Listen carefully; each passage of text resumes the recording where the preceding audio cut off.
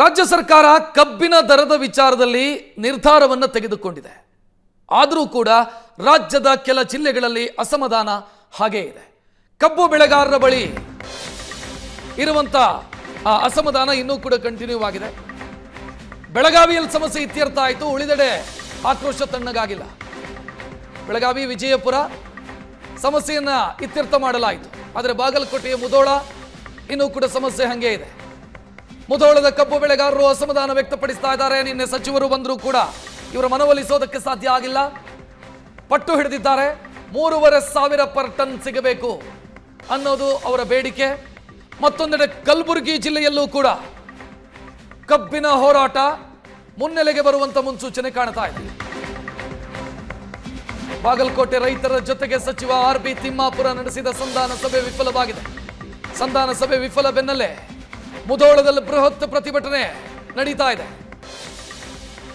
ಹಳ್ಳಿಯಲ್ಲೂ ಕೂಡ ಡಂಗೂರ ಸಾರಿ ಪ್ರತಿಭಟನೆಗೆ ಬನ್ನಿ ಅಂತ ಕಬ್ಬು ಬೆಳೆಗಾರರಲ್ಲಿ ಮನವಿ ಮಾಡಿಕೊಂಡಿದ್ದಾರೆ. ಇವತ್ತು ಬೆಳಗ್ಗೆ ಮುಧೋಳದ ಸಂಗೊಳ್ಳಿ ರಾಯಣ್ಣ ವೃತ್ತದಲ್ಲಿ ಬೃಹತ್ ಹೋರಾಟ ನಡೆಯೋದಕ್ಕಿದೆ. ತಹಶೀಲ್ದಾರ್ ಕಚೇರಿಯವರೆಗೆ ಮೆರವಣಿಗೆಯನ್ನ ಕೂಡ ನಡೆಸೋದಕ್ಕೆ ಕಬ್ಬು ಬೆಳೆಗಾರರು ಯೋಚನೆಯನ್ನ ಮಾಡಿದ್ದಾರೆ. ಸರ್ಕಾರಿ ಕಚೇರಿಗಳನ್ನು ಬಂದ್ ಮಾಡ್ತೀವಿ ಅಂತ ಎಚ್ಚರಿಕೆಯನ್ನು ಕೊಟ್ಟಿದ್ದಾರೆ. ನಿನ್ನೆ ಆರ್.ಬಿ. ತಿಮ್ಮಾಪುರ್ ಮನವೊಲಿಸೋ ಪ್ರಯತ್ನ ಮಾಡಿದ್ರು, ಆಗಲಿಲ್ಲ. ಸರ್ಕಾರದಿಂದ ನಾವು 50 ರೂಪಾಯಿ ಎಕ್ಸ್ಟ್ರಾ ದುಡ್ಡು ಕೊಡ್ತಾ ಇದ್ದೀವಿ. ಮೊದಲು ನಾವು 350 ರೂಪಾಯಿ ಟನ್ನಿಗೆ ನಾವು ಕೊಟ್ಟಿದ್ದೀವಿ. ಇದನ್ನ ಯಾವತ್ತೂ ಯಾವ ಸರ್ಕಾರಗಳು ಕೊಟ್ಟಿಲ್ಲ. ಇದು ಕಾಂಗ್ರೆಸ್ ಸರ್ಕಾರ ಇದ್ದಾಗ ಮಾತ್ರ ಕೊಟ್ಟಿದ್ದೀವಿ. ಇದು ಬೊಮ್ಮಾಯಿ ಸಾಹೇಬ್ರು ಹೇಳಿದ್ರೆ 50 ರೂಪಾಯಿ ಅವ್ರು ಕೊಡ್ಲೇ ಇಲ್ಲ. 3 ದಿವಸ ವಿಧಾನಸೌಧದಾಗ ಉಪವಾಸ ಕೂತ್ರು ಬಂದು ಮಾತಾಡ್ಸ್ಲಿಲ್ಲ. ಈಗಲೂ ಇದು ಬಾಗಲಕೋಟೆಯ ಮುಧೋಳದಲ್ಲಾಯ್ತು. ಇನ್ನು ಕಲಬುರಗಿಗೂ ಕೂಡ ಹೋರಾಟ ವ್ಯಾಪಿಸಿದೆ. ಅಲ್ಲೂ ಕೂಡ ತೀವ್ರಗೊಳ್ತಾ ಇದೆ ಹೋರಾಟ. ಪ್ರತಿ ಟನ್ ಕಬ್ಬಿಗೆ 3,500 ರೂಪಾಯಿ ನಿಗದಿ ಮಾಡಿ ಅಂತ ಆಗ್ರಹಿಸ್ತಾ ಇದ್ದಾರೆ ಕಬ್ಬು ಬೆಳೆಗಾರರು. ಇವತ್ತು ಅಫ್ಜಲ್ಪುರ ಬಂದ್ಗೆ ಕರೆ ಕೊಟ್ಟಿದ್ದಾರೆ.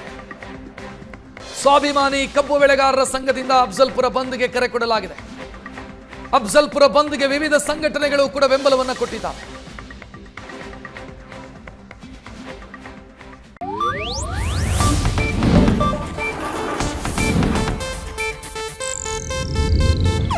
ಇದು ಏಷ್ಯಾನೆಟ್ ನ್ಯೂಸ್ ನೆಟ್ವರ್ಕ್ ಪ್ರಸ್ತುತಿ.